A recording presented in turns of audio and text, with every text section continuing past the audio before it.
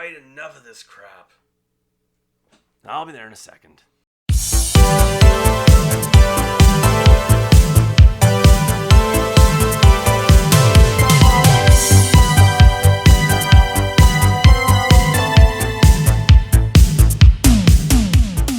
Hey guys, what is going on? Chris here with Shughead Gaming. It's been a while, hasn't it? Anyways, it's really awesome to be back. I've been gone for 4 months. Those of you who may be new to the channel, thank you for stopping by. And for those of you who are still kicking around, thank you so much. Seeing your kind words and asking where I am, it really helped. I'll get into it maybe another video, but for right now, I just want to say depression sucks. And for any of you who struggle with this as well, if you guys want someone to talk to who gets it, my email is in the notes below. That's Chris at Shughead Gaming. And yeah, seriously, if you need a friend, hit me up. Anyways, guys, let's get to the review. The Walking Dead Saints and Sinners was currently available on Index 5, Rift, and Windows Mixed Reality, but it's now out for PSVR as of May 5th, 2020. Depending on your region, the game retails for an estimated price of $40 for the normal version and $50 for the Tourist Edition. Travel through the ruins of walker-infested New Orleans as you fight, sneak, scavenge, and survive each day, unraveling a citywide mystery within these iconic quarters. Encounter desperate factions and lone survivors who could be friends or foes. Whether you help others or take what you want by force, every choice you make has consequences. As always, guys, if you like this video, please hit that like button. It not only helps out my channel, but VR gaming as a whole. And if you would like to see more PSVR content from me, please consider subscribing. And for video updates, hit that bell icon. Well, it's that time again.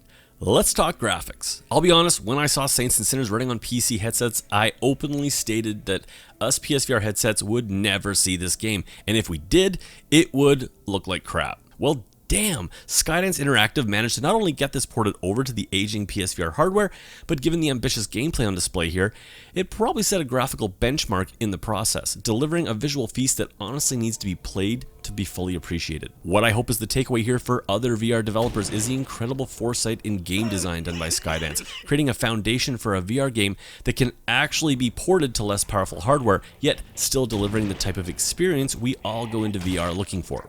Levels are open and sandbox style, but are generally limited to 2 to 4 blocks in size and connected by skiff rides, with larger spaces present but less active with walkers. In addition, levels are often blanketed with fog or bathed in darkness, helping to hide draw distance issues, while textures throughout are a combination of quality in an attempt to keep the things you care about looking decent yet cohesive as a complete visual experience.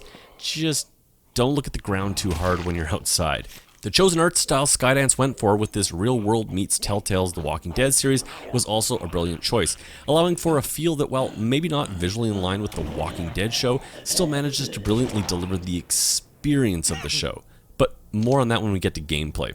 The result of these and many other smart decisions deliver a game world that is immersive, full, and ambitious, while still managing to stay on the more grounded side of things and not default to the more cartoon approach that so many other VR titles deliver. Speaking outside of design choices, Saints and Sinners looks every bit the part of a VR game made by a studio that has spent some real money here. Weapons look fantastic, and short of some slight shimmering here and there, the surprisingly large and detailed game worlds are almost completely void of jagged edges, while actually retaining a pleasant level of detail at a distance.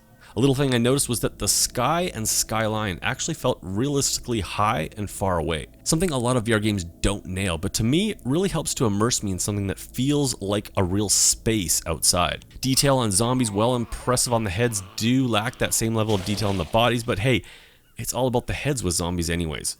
It should also be mentioned the frame rate in Saints and Sinners, regardless of the zombie carnage on screen, remained constant and smooth. So yes, this game looks really good and easily ranks as having some of the best visuals yet on the PSVR. That being said, while feeling very polished in most areas, that only makes its small list of issues all the more obvious. While Saints and Sinners uses lighting almost expertly in much of the game to create mood and suspense, it does use darkness very often, and well, it's very dark at times, making the weak light that the flashlight puts out simply not enough. It's never game breaking, but I did find myself wishing I could scrap the flashlight and look for an upgrade, even if that was just a burning torch. Zombie animations come off a bit hit or miss, with the damage and movement impressive above the waist, but a lot less interesting when you go to the lower regions. Alive human NPCs coming off very Telltale often look pretty wooden, and a little early 2000s-ish at times, sometimes flickering in and out of view when viewing at a certain distance. And that brings us to the one real issue I had with the game, and that is the very prevalent texture popping when anywhere outside, with walking around often looking at times like a strobe effect of higher resolution textures or complete pieces of geometry popping in and out. Now, I'm not talking No Man's Sky here, and honestly, I stopped really noticing it because I was having so much fun, but it is prevalent at times and even more noticeable simply because it is the ugly kid in the family photo of an attractive family. Sound is up next.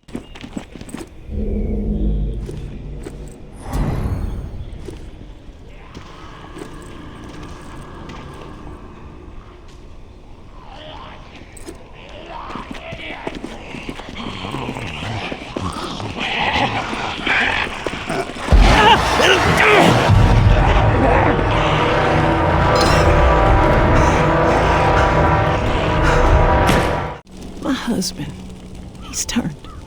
He begged me not to let it happen, but I just couldn't pull the trigger. He was all I had left.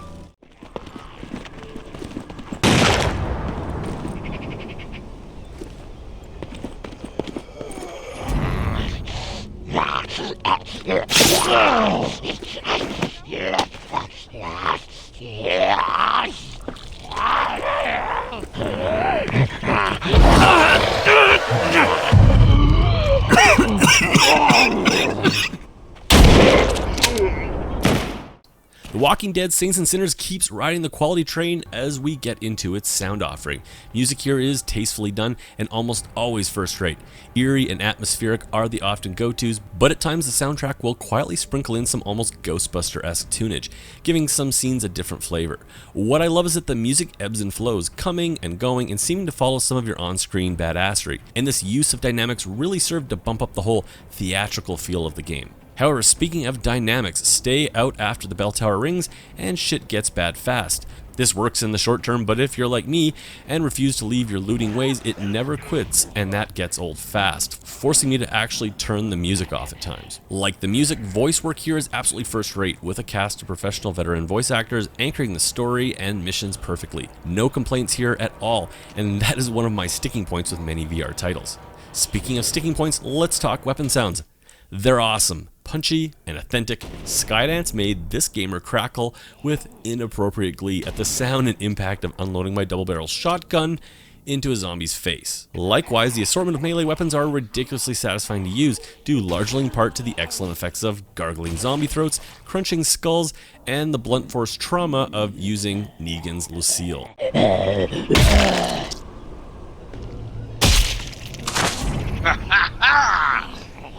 Easy peasy lemon squeezy.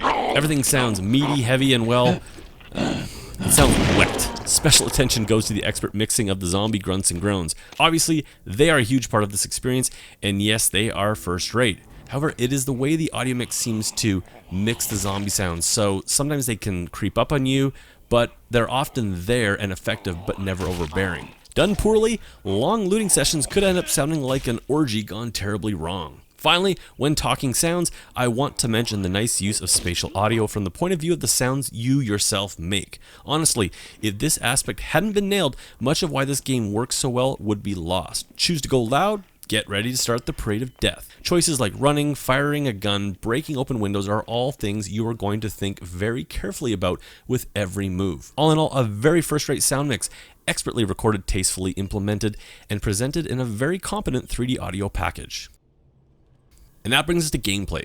Yes, there is somewhat of a story. No, you likely won't care about it or any of the people you come across. This may be a hit against the game for some, but for me, I came for the carnage and stayed for the surprisingly deep upgrade system. If I had to describe The Walking Dead Saints and Sinners to someone in an elevator pitch, I would tell them that it is a methodical action game with elements of inventory management, light puzzle solving, and stealth, all wrapped up with a light RPG bow. One of the reasons this game works so well is that it never goes too heavy into any one area, letting the situations and player style dictate much of the gameplay, but smartly always making sure zombie killing is the main course.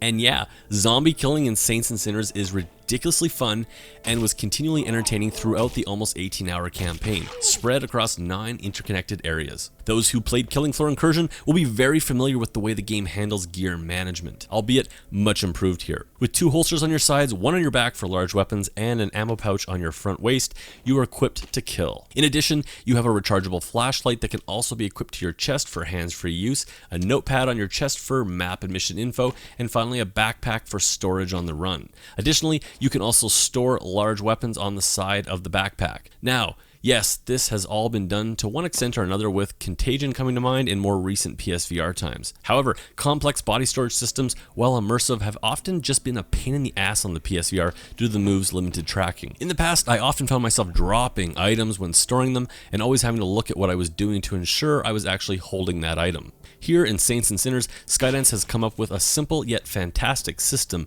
mitigating most of these issues. When picking up or putting down an inventory item, a wide ring appears by your hand, letting you know all is good to let go or pick up. In addition, you are given a light haptic buzz in your move controller and a small message indicating that that item is stored. This allows for no-look usage and worked extremely well in most cases, allowing me to actually just play intuitively as opposed to the clumsy nature of past games as I fought their controls. In addition, I love the way I could cross my hands over my opposite shoulder or hip to grab opposite items, allowing me to use my right hand to grab a left holstered gun or my left arm to grab a bow on my right shoulder, making for an immersive, pain-free, and really fun combat experience. Speaking further to controls and game mechanics, I have noticed that time after time developers seem to put their heads in the sand during development and release games that are missing key features of modern VR gaming, such as smooth turning or a pause button. Here it is very obvious that Skydance sat down and talked about what worked in VR and what they needed to improve or add.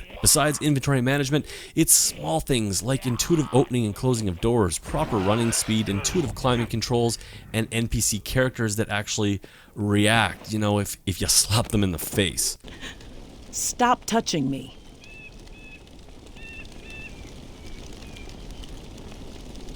Really, it's aspects like this when combined with larger gameplay design choices like actual weight physics to melee weapons, proper hit detection with your own limbs and the game world, and of course, combat that feels like it has weight, power, and consequences for overexerting yourself. So yes, let's talk combat. In a word, it's awesome. It's not perfect, but it's the closest we have seen on the PSVR by a significant amount. Now, admittedly, it's hard to talk about why I like the combat so much without sounding like a complete homicidal psycho, but oh well. First off, zombies' bodies have a thickness to their outer layer that greatly influences melee combat. Penetrating the body, or especially the head, requires force, either in the form of fast movement and or large swings, meaning you could stab away and still become lunch if you don't bring your A game. Sharpness of weapons must also be considered for both penetration, but also removing your weapon after the fact. Two-handed weapons are heavier, and while often hit harder, they are clumsy and actually require proper physics-based hand placement to get the most out of them. And remember, all this costs you vital stamina, but more on that in a second. Zombies can take and show multiple wounds, heads and arms can be lopped off and played with, and for the most part, it all seems to have the correct ragdoll physics to provide the proper level of immersion. Ranged weapons come in the flavors of the more stealthy bows and of the louder bullet-based weaponry such as pistols, shotguns, rifles, and automatic assault rifles, many of which are discovered throughout missions. In addition, you also have an assortment of throwable objects that go boom. The bow is awesome, and while maybe not as polished as the bow mechanics found in the bow-centric title Quiver, it's still pretty solid here, giving you the sense of it being a skill you must actually work on if you want to hit a zombie head from anything further away than a few meters. Guns are a lot of fun to use, allowing for one-handed use at the expense of accuracy, two-handed, and of course some dual-wield action. And you will have enough ammo to have some real fun, as long as you don't mind some zombie company. Special mention must go to the implementation of bows, guns, and especially of the two-handed variety, making the process of manually loading, cocking, and firing feel first-rate, becoming the new PSVR benchmark. Now, admittedly, I am not sensitive to gore and honestly do wish zombies had even more of a playground feel, allowing for even more creative mutilation, but what's here is still a blast and great fun to play around with. Outside of combat, you will be doing a combination of multi-act missions along with some time-sensitive side missions. Most of these are in the form of fetch quests, but there's also an element of exploration and light puzzle solving as you use photos and clues in an almost treasure hunt fashion. When interacting with human NPCs, you have dialogue options, giving you a sense of control, but until a second playthrough, I'm not sure how much of an impact most of these really have on which ending you get, of which there are a few. Speaking of human NPCs, yes, as is the case in the actual show, humans also suck, and things can and do get violent. Some of these you will have a choice of, and others not so much.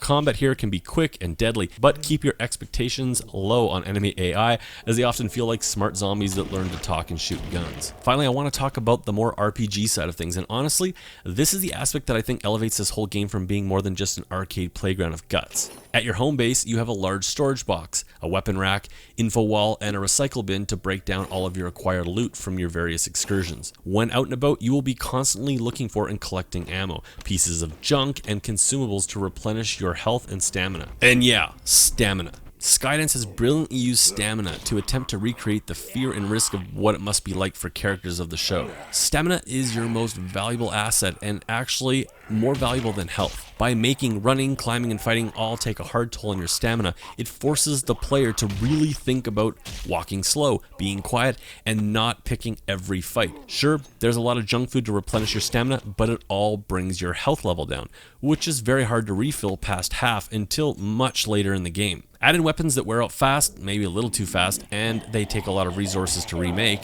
And what Skydance has pulled off is gameplay that not only makes just a few zombies actually deadly if you're not paying attention, but also makes for an addicting and surprisingly deep gameplay loop. Which brings me back to the home base and the crafting mechanic, in which is spread across 3 upgradable benches, broken into survival items, weapons, and a third bench that is kind of a character buff gear combo bench, all of which are fueled by resources broken down by recycling, well, pretty much everything, making you seriously consider doing straight up resource runs, just to not suck so much at zombie survival life. Moving on to the basic control system, you are going to need 2 move controllers. This is definitely a VR game built from the ground up to fully embrace everything we love about VR. There is no DS4 controller support, and the aim controller would just throw out most of the immersion since the game is so hand heavy. However, given the heavy use of your hands, the absence of 3D rudder support is a huge missed opportunity. You have the usual smooth turning and click turning options, but this is a full locomotion title, so for gamers with weak VR legs, just know there is no teleportation. That being said, there is a full suite of comfort options to help mitigate these issues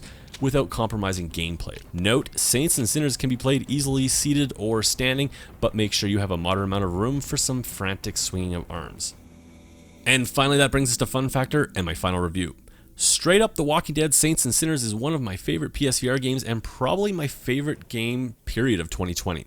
Is it better than Resident Evil 7? Maybe, at least for VR fans, as it so fully commits to being a VR game. This isn't an easy game. In fact, I restarted it 3 times until I accepted the fact that, like a Souls-like game, I had to learn to play it on the game's terms, and I loved it for that. Sure, it has some issues, and the visuals could use a pro patch, along with an improvement to human NPC AI, and sure, the move controls can be a pain for full locomotion games, but it's done pretty good here, and the implementation of the whole experience top to bottom is still so polished and compelling. These issues often seem nitpicky when you're running through the game and taking heads as trophies. If you're new to the channel, welcome. I've been gone for a little bit, so I'll let you know I hate review scores. Instead, review games as buy it, burn it, or wait for it. Of course, you guys know where I'm at with this game. If you love these types of games or shooters in general, this is a must own. This is a solid 18-hour game with an 18 up rating to go with it. And honestly, I can't think of a better way to spend this pandemic, living inside a worse one. Yeah, that's messed up. But screw it, go play in the guts. Anyways, guys, that's it for me. I will catch you guys on my next video.